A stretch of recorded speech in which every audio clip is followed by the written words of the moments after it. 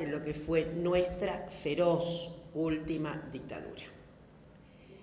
Y evocar que en los años en que éramos jóvenes, nuestra urgencia era la transformación radical de la sociedad, y hubo un alineamiento notable de muchísimas mujeres militando en muchos frentes políticos y sociales durante los años 60 y 70.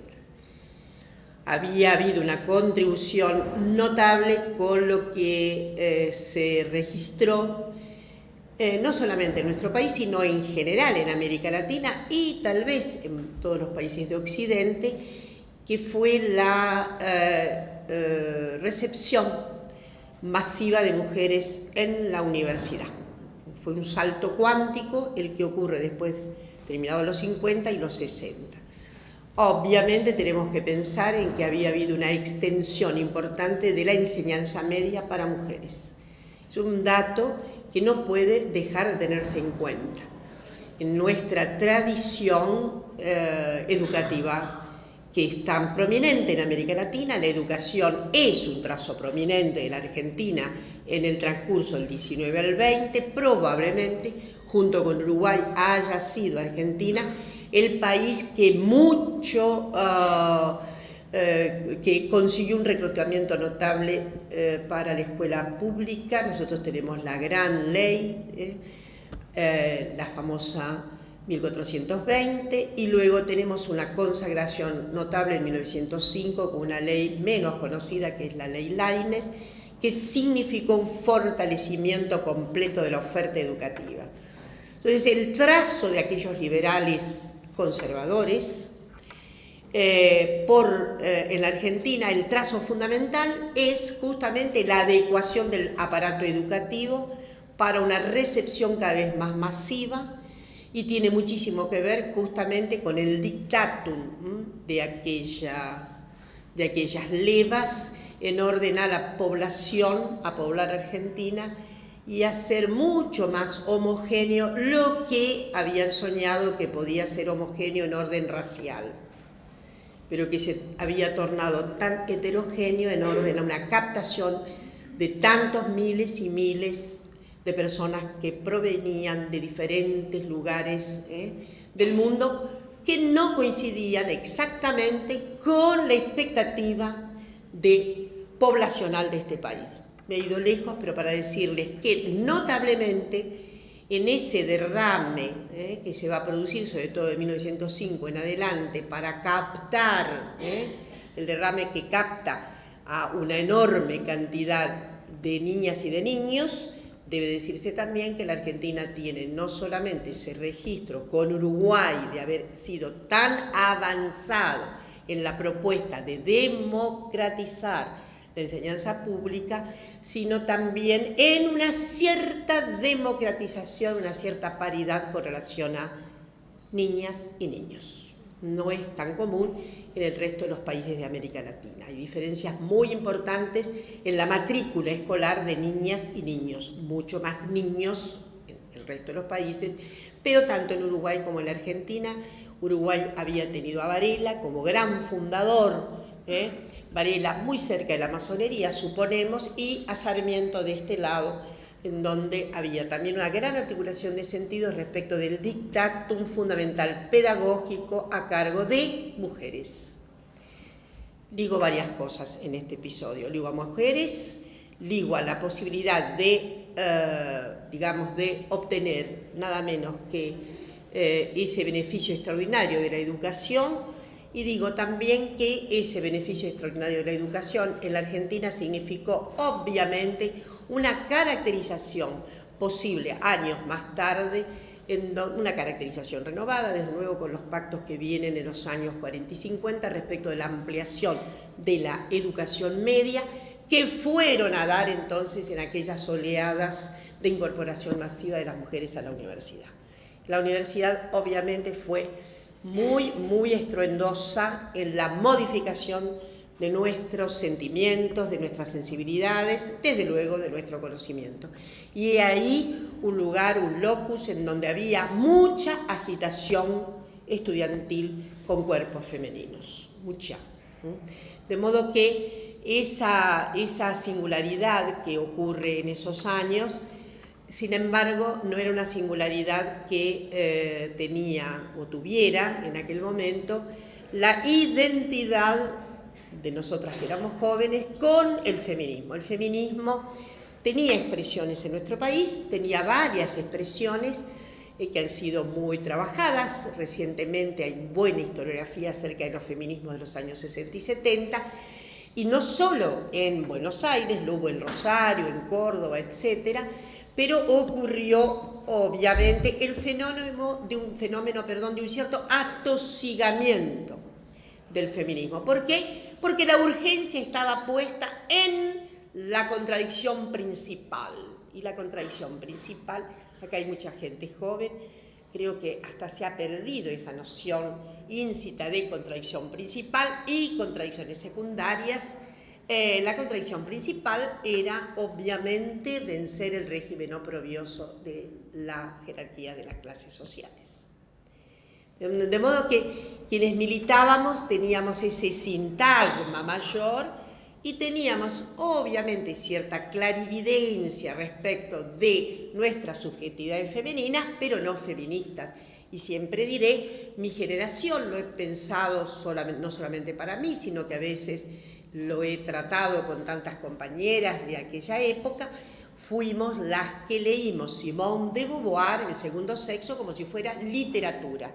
O sea, una interpelación opaca, una interpelación de baja implicación.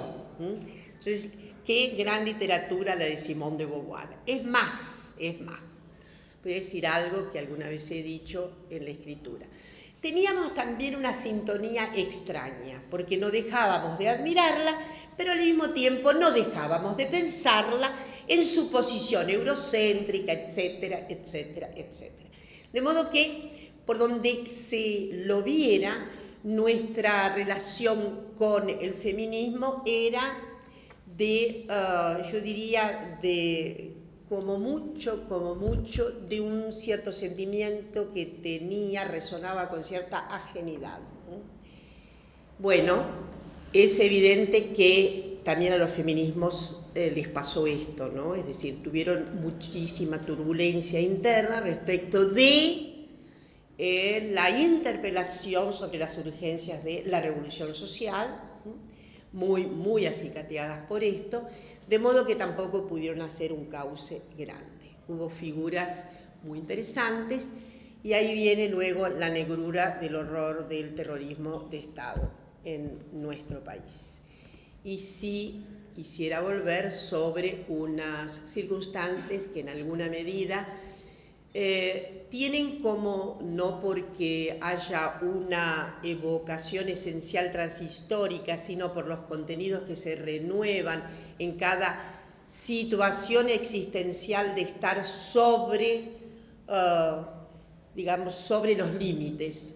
Me refiero a el estar sobre los límites de aquellas figuras que fueron las madres y abuelas de Plaza de Mayo, que en gran medida constituyen, por eso digo, sin transgredir una norma que una se da, que no puede haber una vinculación transhistórica, sino más en cual sería inteliquial que pensáramos las mujeres de la misma manera transhistóricamente, pero como metáfora fundamental una siempre recupera a la blasfema Antígona.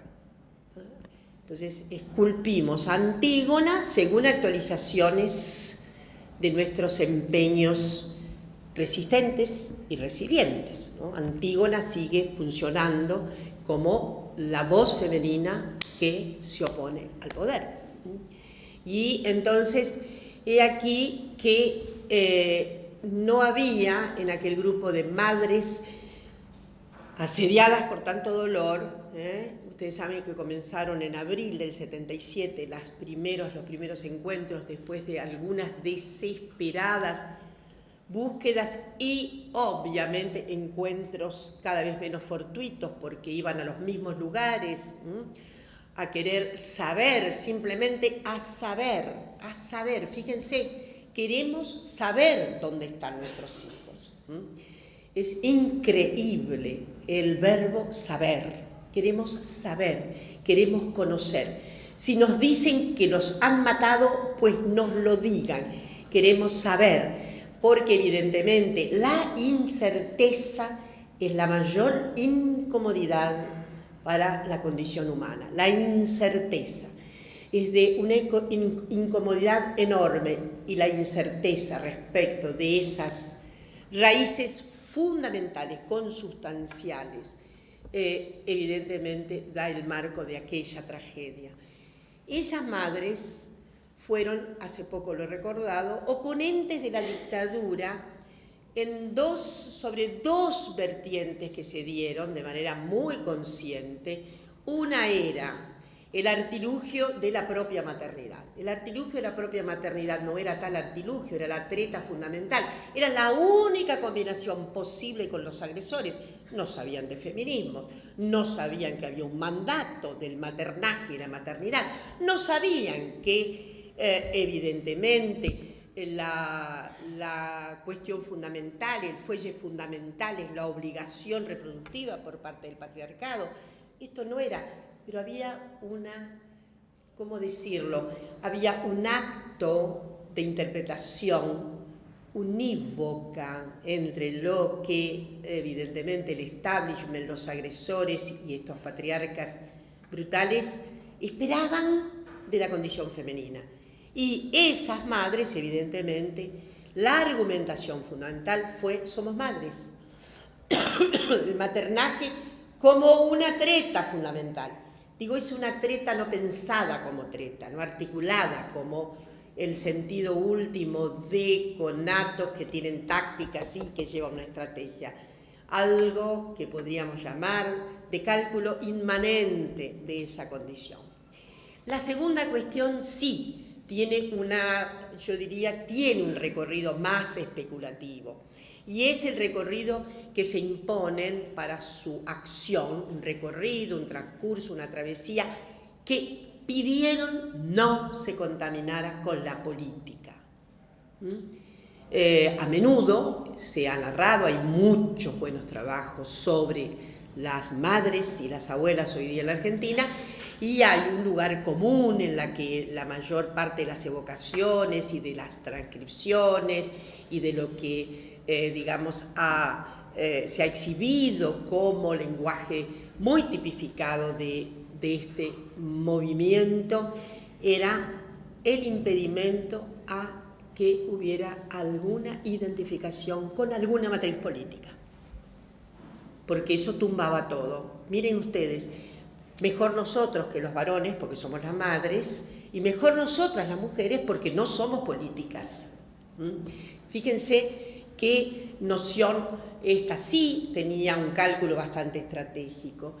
Y he aquí que este bastión se convierte, creo, en el acontecimiento político mayor del siglo XX. El acontecimiento político mayor, obviamente, sí, desgajando el significado que tiene las dictaduras, la última sangrienta dictadura, pero es evidente que en el terreno, si pudiéramos decir cuál fue la arquitectura mayor, de volumen más espeso, más denso, y sobre todo esa espesura que camina en torno del límite, el límite de la propia vida, fueron las madres y abuelas de Plaza de Mayo. Entonces, estas dos cuestiones son fundamentales. Esto no evitó la muerte, la desaparición de algunas de ellas. Y voy a recordar a Asunción, Villaflor, que efectivamente la secuestran, no la pudieron secuestrar en la famosa noche de la iglesia. Se llevan a Esther Balestrino de Careaga, entre otras a Ponce, y voy a recordar sobre todo a Esther Careaga.